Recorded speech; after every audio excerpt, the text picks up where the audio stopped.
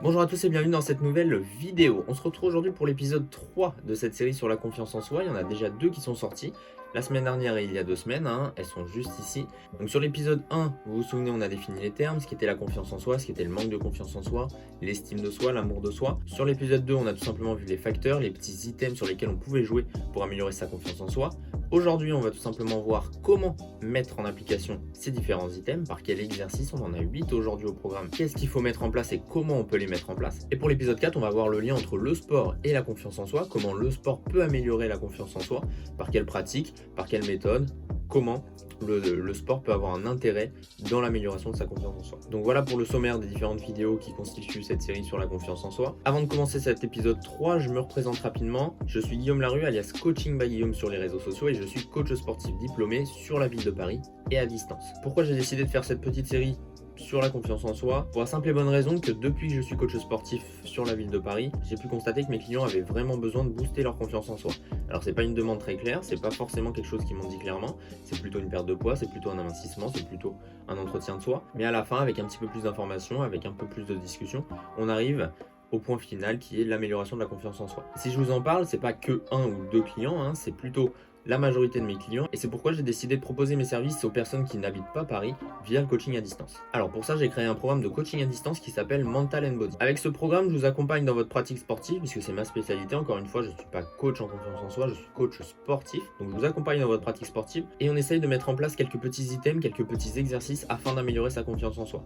Encore une fois, le fil rouge, ça va être le sport, d'accord? Le sport qui va vous permettre d'améliorer votre confiance en soi grâce à différents facteurs qu'on verra évidemment sur l'épisode 4. Alors vous le savez, on l'a vu sur l'épisode 2, une transformation ça prend pas mal de temps, c'est pour ça que ce programme dure minimum 90 jours, et évidemment la première semaine est gratuite et sans engagement, donc n'hésitez pas à souscrire et à recevoir dès maintenant votre première semaine offerte. Bref, toutes les infos sont dans la description, vous avez juste à cliquer sur le lien et vous arrivez sur tout mon contenu. Cette fois, on commence l'épisode 3 de cette série sur la confiance en soi. Allez, je t'explique comment ça marche. Ryan Little.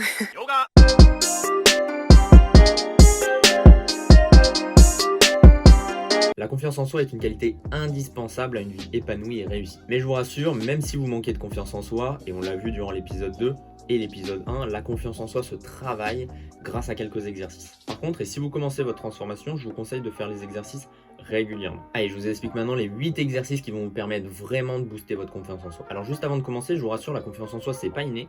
Il y a des personnes qui vont arriver à développer leur confiance en soi, d'autres pas du tout. En revanche, la confiance en soi, et ça c'est le point positif, c'est comme un muscle.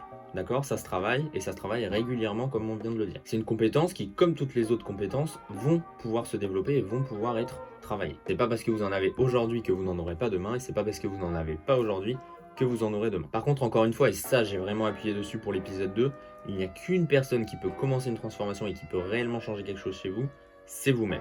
Vous vous en souvenez, les autres peuvent vous accompagner, d'accord, que ce soit un coach sportif comme moi, ou votre famille ou vos proches. Par contre, la seule personne qui peut réellement débuter quelque chose, c'est vous. Par contre, comme je viens de le dire, moi je peux vous accompagner, c'est ce que je fais via mon programme et via cette vidéo sur lesquelles je vous explique les 8 exercices. Allez, premier exercice, listez vos réussites. On va commencer par un exercice très facile et très simple. Comme on l'a dit, les exercices, il faut les faire régulièrement. Cet exercice-là, le premier, on va pas forcément le faire dès aujourd'hui. Par contre, c'est un exercice qui va nous intéresser lorsqu'on aura une petite baisse de morale, une période d'incertitude, une perte de confiance. On fait cet exercice-là. N'hésitez pas à noter évidemment tous les exercices sur une feuille. Je t'explique le principe de cet exercice. Quand vous vous rendez compte et que vous surprenez cette petite voix dans votre tête qui vous dit « vous n'êtes pas capable de faire ça », vous stoppez tout. Vous stoppez la petite voix qui vous dit ça. Et vous allez lui montrer le contraire.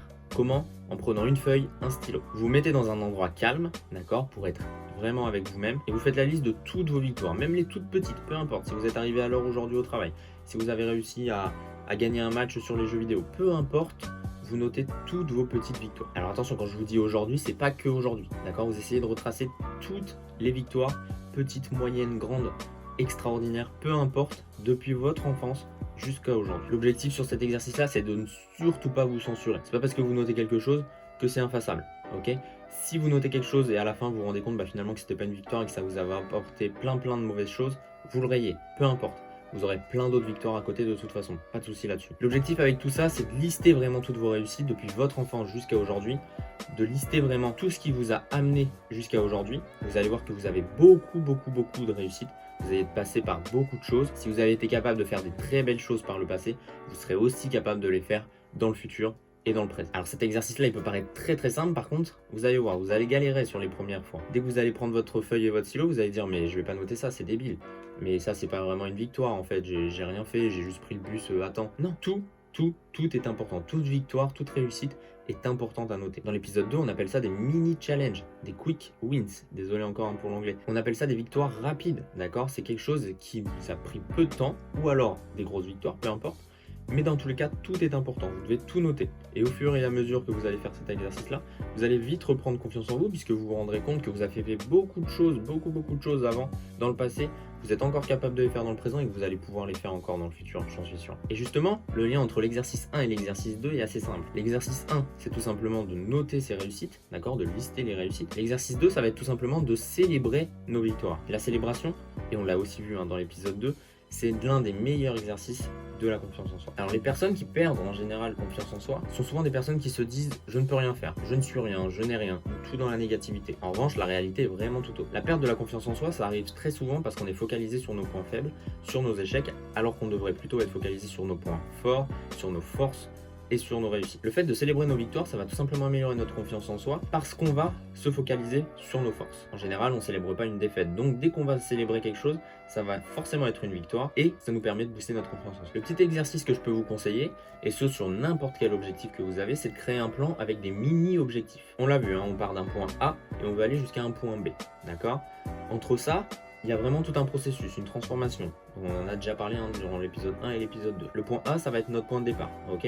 Et le point B, ça va être notre objectif final, notre objectif principal. Entre ces deux points, on va avoir plein de petits points, plein de mini-objectifs, des points A1, des points A2, des points A3, jusqu'au point B, d'accord ? Qui vont nous permettre de séquencer, entre guillemets, notre processus. Le fait de séquencer ce petit processus en plusieurs petites parties va tout simplement nous permettre de réaliser des étapes au fur et à mesure, donc de valider des mini-objectifs, et donc on en revient à l'exercice 2, célébrer nos réussites. Puisque vous allez célébrer vos réussites, vous allez vous concentrer sur vos forces, vous allez donc augmenter votre confiance en soi, et dans le même temps, vous allez développer votre motivation pour arriver sur le prochain point, etc., jusqu'au point B, l'objectif final. Et même chose, on fait le lien avec l'exercice 1, dès que vous avez un petit coup de mou, dès que vous sentez que vous avez une baisse de confiance, exercice 1, je prends une feuille, un stylo, je note toutes les réussites par lesquelles je suis passé depuis le début de cet exercice, de cette transformation, de ce processus, je retrouve ma motivation petit à petit et je repars directement vers le point B. Cet exercice va vous permettre de maintenir votre envie d'agir. Alors l'avantage, c'est que tous ces mini-objectifs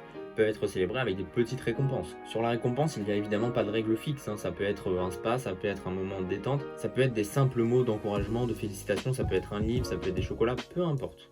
D'accord ? C'est vous qui choisissez comment vous voulez être récompensé pour chaque petit point. Le plus important là-dessus, c'est que vous vous sentiez fier de ce que vous avez accompli. Plus vous allez créer des points intermédiaires, plus vous allez atteindre des mini-objectifs, plus vous allez célébrer ces victoires, plus vous allez vous récompenser et plus vous gagnerez en confiance en soi. Tout simplement. Pour cet exercice 2, c'est important de mettre ça en place si et seulement si vous êtes dans un processus de transformation, évidemment. En revanche, parfois, vous avez juste besoin d'un petit mot d'inspiration, vous avez juste besoin d'un petit coup de boost. Et ça, c'est notre exercice 3, le fait de lire et d'écouter des paroles, des mots inspirants. Et encore une fois, cet exercice, c'est important de le faire régulièrement. Comme ça, vous avez toujours un petit coup de boost avec vous, vous avez toujours une petite dose d'inspiration. D'ailleurs, je publie chaque semaine au moins un mot d'inspiration sur mon compte Instagram, juste ici, Coaching by Guillaume, comme sur tous les réseaux sociaux, pour vous permettre d'avoir ce petit coup de boost. Sur YouTube, il y a plein de vidéos qui nous permettent d'accéder à ce genre de contenu. N'hésitez pas à y faire un tour dès que vous sentez que vous avez besoin d'un petit coup de boost. Alors l'exercice 4, ça va tout simplement être de développer et adopter une posture de puissance. Et pour ça, je vais m'appuyer sur l'étude d'Amy Cuddy. Désolé pour mon accent. C'est une psychologue sociale et une professeure au Harvard Business School. Elle a tout simplement prouvé que votre langage corporel va influencer la manière dont vous vous percevez vous-même. Elle a effectué une étude où elle a tout simplement demandé au sujet d'adopter soit une posture de puissance, soit une posture de faiblesse. Leur niveau de testostérone et de cortisol, c'est les hormones qui influencent le niveau de confiance et de stress, ont été mesurés avant et après l'étude. Le groupe qui a adopté une posture de puissance a vu 20% d'augmentation sur la testostérone, c'est l'hormone de confiance, et une diminution du cortisol de 25%, c'est l'hormone du stress. Et ces chiffres-là ont été mesurés seulement 2 minutes après avoir mis en place cette posture de puissance. Cela veut dire que votre langage corporel peut littéralement transformer votre cerveau et sa chimie. Et donc par conséquent, la confiance en soi. Et pour ça, je vous donne 3 postures à utiliser très régulièrement. Les 3 postures peuvent être faites à la maison, évidemment. La première position, c'est tout simplement de s'asseoir sur une chaise et de mettre ses pieds sur une table ou sur un bureau, peu importe, les mains croisées derrière votre tête. D'accord? Vous êtes dans cette position avec les pieds sur une table. Vous vous penchez légèrement vers l'avant et vous posez vos mains très fermement sur la table. Et vous appuyez de toutes vos forces sur la table tout en restant bien droit. Et pour terminer, la troisième posture, c'est la posture de Wonder Woman, pour ceux qui connaissent. Vous gardez les pieds bien ancrés dans le sol, vous mettez vos mains sur vos hanches, vous relevez le menton, vous ouvrez votre poitrine et vos épaules et vous restez bien droit. Avec ces trois postures, ça va vous permettre de développer une posture de puissance. Et d'une manière générale, de toute façon, il faut montrer que vous avez confiance en vous, même si vous ne l'avez pas. On l'a déjà vu, le but c'est d'essayer de se surprendre soi-même, donc on essaye d'adopter une posture de confiance, une posture de puissance, évidemment sans que ça tourne à l'arrogance. Cinquième exercice, on va essayer de défier notre critique intérieure. Très souvent, ce qui nous bloque pour gagner en confiance en soi, c'est tout simplement cette petite voix dans notre tête qui nous dit qu'on n'est pas capable de faire ça, qu'on n'y arrivera jamais. Cette petite voix, c'est celle qui arrive surtout quand vous voulez vous lancer, quand vous voulez faire quelque chose, elle arrive, elle vous dit ça sert à rien de le faire, ça sert à rien de te donner du mal à faire ça, de toute façon tu vas pas y arriver, tu vas te planter, arrête tout de suite. Ça peut arriver par exemple quand vous voulez aborder quelqu'un dans la rue, vous vous dites allez j'y vais et cette petite voix va dire mais pourquoi tu y vas, ça sert à rien, tu t'es déjà foiré 3-4 fois avant, ça sert à rien d'y aller. Ou alors quand tu vas voir ton boss, que tu veux demander une augmentation, que tu veux souscrire à un projet, tu te dis bah allez je me lance et ta petite voix elle arrive et elle dit ça sert à rien, il va refuser comme d'habitude, n'y va pas, c'est inutile, de toute façon ton projet il est pas terrible, ça sert à rien de lui montrer. Et là en gros ça sert à rien parce que c'est de l'auto-sabotage. Déjà dites-moi dans les commentaires si ce genre de situation c'est comment pour vous. Est-ce que vous êtes déjà surpris en train de parler à votre petite voix entre guillemets sans que ça me paraisse un bizarre, vous vouliez faire quelque chose, vous voulez vous lancer dans quelque chose et cette petite voix est arrivée et elle vous a stoppé dans l'action, vous n'avez même pas pu faire l'action. Alors attention, hein, j'ai donné juste 2 exemples mais ça peut être dans n'importe quelle circonstance. Déjà là, aujourd'hui, pendant que vous regardez cette vidéo, pensez à toutes ces petites fois où cette petite voix est rentrée en jeu, où cette petite voix est remontée et elle vous a dit ce genre de propos. Et maintenant vous allez essayer à partir d'aujourd'hui de mettre en place quelque chose. Dès que cette petite voix va remonter, dès qu'elle va vous dire que vous n'êtes pas capable de faire quelque chose, vous l'arrêtez directement, d'accord? Vous la stoppez, vous lui dites stop. En gros votre cerveau il va tout simplement généraliser par rapport aux autres étapes, d'accord? Peut-être que vous vous êtes déjà trompé sur quelque chose de similaire, ça arrive toujours, tout le monde s'est déjà trompé sur quelque chose, on n'arrive jamais du premier coup, ou en tout cas toujours aussi bien du premier coup. Par contre ça veut pas dire que vous allez forcément échouer aujourd'hui, forcément échouer sur cette nouvelle tentative, et peut-être que vous avez même réussi sur ce genre de choses. Donc il faut que vous compreniez que votre vie n'est pas juste soit une réussite, soit un échec, d'accord? C'est un pêle-mêle des deux, il y a forcément eu des réussites, il y a forcément eu des échecs sur chaque petite partie de votre vie, sur chaque petite étape par laquelle vous êtes passé. Vous avez forcément réussi quelque chose, et pour ça c'est très simple, vous avez juste à refaire le premier exercice, vous vous souvenez, hein, lister nos réussites, vous listez toutes les réussites par lesquelles vous êtes passé, et vous voyez bien que vous avez réussi quelque chose, vous n'êtes pas juste un échec. Le fait d'apprendre à chasser ces mauvaises habitudes, à chasser ces pensées négatives, à chasser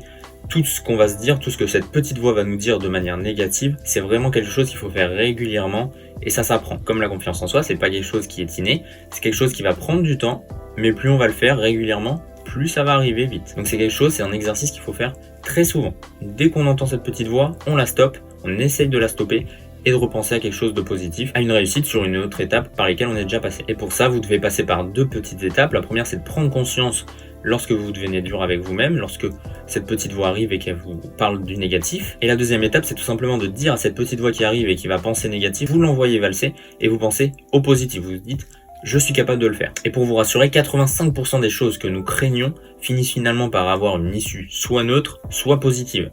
Donc ça veut dire qu'il y a 15% de ce que nous craignons réellement qui va avoir une issue négative. Donc la prochaine fois que vous vous surprenez à avoir une petite conversation avec cette petite voix et que cette conversation est négative, vous stoppez tout et vous essayez de vous remettre dans un état positif, de vous dire que vous pouvez le faire, que vous pouvez y arriver parce que vous l'avez déjà fait. Et si ça suffit pas de juste y penser, vous regardez votre fiche de réussite et là normalement vous êtes bon pour y aller. 6e exercice, on va adopter une attitude positive envers la vie. Attention, ce n'est pas uniquement ce qui va nous arriver qui va faire de nous ce que nous sommes aujourd'hui. Ça va être aussi ce que nous faisons de ce qui nous arrive qui va créer la différence. Alors évidemment, la vie ne se passe pas toujours comme prévu. Les choses prennent parfois une tournure différente. Les plans ne se passent pas toujours comme prévu. Toutes ces choses peuvent nous pousser à penser négatif, ça je vous l'accorde. On peut évidemment penser négatif de la vie, de l'univers, de nous-mêmes, peu importe, on va pouvoir penser négatif. Par contre, on peut aussi adopter une attitude différente. Tout simplement en se disant que tout est parfait, pas forcément dans le sens où les choses se passent. Par contre, on doit se dire que toutes les choses qui se passent ont un sens et vont nous permettre de s'améliorer. Et parmi tous les exercices qu'on aura vus aujourd'hui, cet exercice-là est peut-être le plus compliqué à mettre en place, en tout cas au jour d'aujourd'hui. Mais une fois que cet exercice-là sera une habitude pour vous, vous verrez les choses complètement différemment. Et normalement, vous serez plus serein pour la vie et pour votre futur. Je t'explique comment on procède, on a 3 petites parties. Première étape, c'est tout simplement d'essayer de trouver quelque chose de positif, même dans les situations les plus galères, les plus compliquées. Deuxième étape, c'est d'essayer de trouver quelque chose de constructif, même dans les situations qui sont complètement contraires. Et la troisième étape, et ça fait rapport avec l'épisode 2 de cette petite série sur la confiance en soi, c'est tout simplement d'être heureux de ce qu'on a et de qui on est aujourd'hui. Alors attention, ça ne veut pas forcément dire que vous devez complètement dire « bah ok, je suis bien aujourd'hui avec ce que j'ai, je veux rien d'autre ». Non, vous avez forcément des objectifs, vous voulez forcément améliorer votre vie, et ça c'est complètement normal. On ne doit pas se satisfaire uniquement de la vie qu'on a, des conditions dans lesquelles on est aujourd'hui. Par contre, en adoptant une attitude positive, vous vous mettez dans les meilleures conditions pour mettre en place ce qui va vous permettre d'arriver au point B, au point final. Alors on passe au 7e et avant-dernier exercice, c'est tout simplement d'être gentil et généreux. C'est un petit peu badaud comme titre, par contre c'est l'exercice le plus simple à mettre en place pour gagner en confiance en soi. Alors forcément, vous savez ce qui est la gentillesse, vous savez ce qui est la générosité, par contre vous vous demandez comment ça peut développer ma confiance en soi. Et bien c'est plutôt simple. Lorsque vous êtes gentil avec les autres et généreux avec votre temps et vos possessions, vous allez tout simplement améliorer votre estime de soi. L'estime de soi, on l'a vu durant la première vidéo, c'est la perception que vous avez de vous-même. Et vous agissez en conformité avec la règle d'or, aimez votre prochain comme vous-même. Vous commencez donc à avoir de bons sentiments en votre égard et donc à penser que vous êtes une bonne personne. Alors évidemment, il ne s'agit pas de tomber dans l'excès inverse et de vous faire mener par le bout du nez et de donner à n'importe qui, mais essayez d'être généreux avec votre temps, généreux avec ce que vous avez et surtout gentil avec les autres. Pas forcément en donnant de l'argent, mais plutôt en donnant votre temps. Pas forcément en donnant à toutes les associations, mais plutôt à une association dont la cause vous touche. Essayez de trouver ce qui vous anime. On l'a vu aussi pendant la première vidéo. Et pour ça, rien de plus simple, et c'est le dernier exercice, c'est tout simplement de passer du temps avec des personnes positives. Lorsque vous vous sentez abattu, qu'est-ce qu'il y a de mieux d'aller voir un ami, d'aller voir un membre de sa famille, avec qui vous pouvez parler de tout et de rien, qui vous écoute et qui reste positif. Alors forcément, quelqu'un qui vous écoute et qui pleure avec vous, ça peut être réconfortant pour vous. Nous, ce qu'on veut par contre, c'est quelqu'un qui vous booste, c'est quelqu'un qui vous remet sur le droit chemin et qui va rester positif dans toutes les situations, qui va vous amener non pas des problèmes, mais plutôt des solutions à vos problèmes. La science, justement, suggère que le soutien social peut avoir des effets positifs sur le long terme. Avoir un groupe de soutien va aider les gens à gérer leur stress et à développer leur estime personnelle comparé aux personnes qui restent dans leur coin. Et encore une fois, cet exercice est relativement simple à mettre en place. Vous avez juste besoin d'un ami ou d'un membre de votre famille qui pense positif, qui régule déjà ses pensées négatives en positives et qui pense motivation, qui pense positif. Cette personne va aussi vous aider à passer des moments délicats. Vous vous souvenez, on a parlé de motivation, de petits mots réconfortants, il n'y a pas que ça évidemment, ça ne peut pas suffire à chaque fois.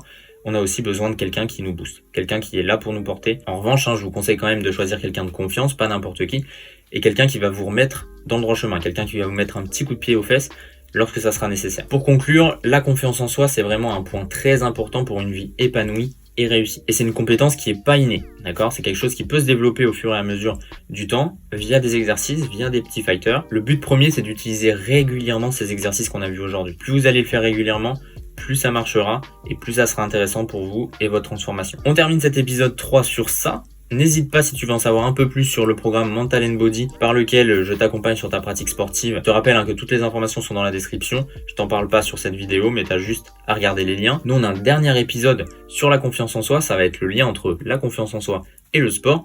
Quel lien il y a entre les deux et comment le sport peut améliorer notre confiance en soi. Si tu veux venir me suivre sur les réseaux sociaux, c'est avec grand plaisir. Je te laisse mon nom ici, Coaching by Guillaume, sur Instagram, sur YouTube, sur LinkedIn, sur Facebook, peu importe. Et pour information, j'ai aussi créé un groupe Facebook public. Ça s'appelle tout simplement Booste ta confiance en toi grâce au sport. Le principe de ce groupe est assez simple, je partage pas mal de contenu, dont ces 4 vidéos. Et le but, c'est de créer une communauté pour vous accompagner dans votre processus de transformation. Sur ce, je te dis à très bientôt pour une prochaine vidéo. On se donne rendez-vous tous les mercredis à 18h pour parler soit de sport, soit de confiance en soi pour le mois de décembre 2020, soit d'autres choses. Et tous les samedis matins à 10h pour une nouvelle session de sport. Je te dis à très bientôt. Ciao.